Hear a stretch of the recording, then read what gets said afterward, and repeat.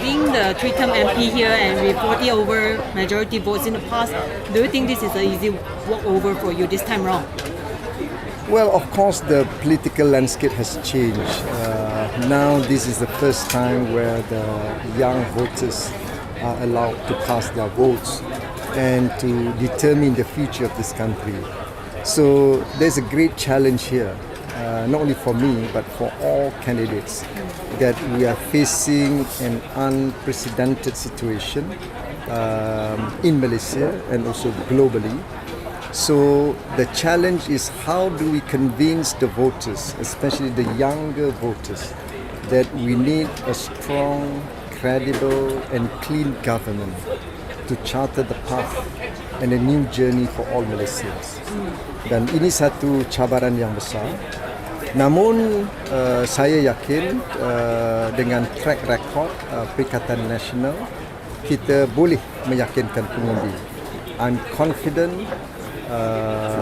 that we will continue to engage with the voters to explain the current situation and the need for them, the voters, to decide the future of this country based on our track record for the last 2 years. Dr. Sri, this is also your first time contesting under Persatu Perikatan Nasional. Are you concerned that the party hopping image will bring, does that bring any concern to you, to the voters? No, certainly we need to explain.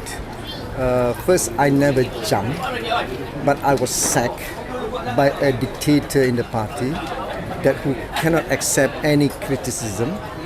That is something that we have to put on record. But again, the situation then needs a strong and stable government.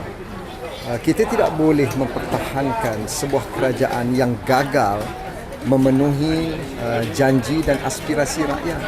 We cannot continue to defend a government that has failed to reform as what they promised during the elections.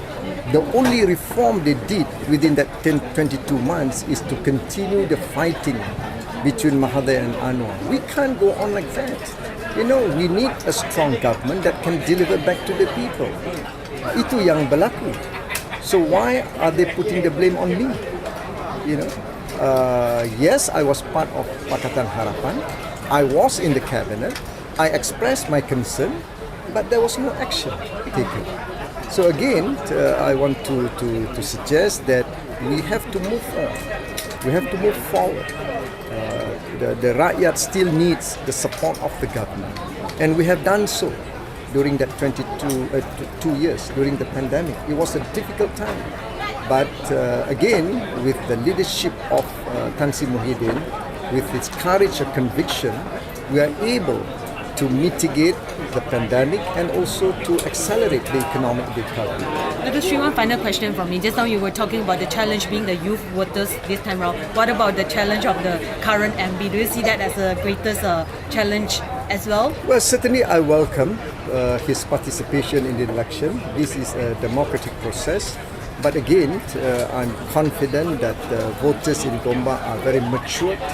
They have been working with me for the last 3 terms, and I always take a position that I want to take this approach of the whole of government approach, whole of society approach.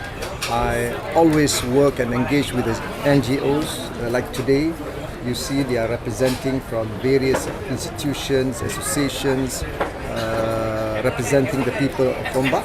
I will continue to work with them.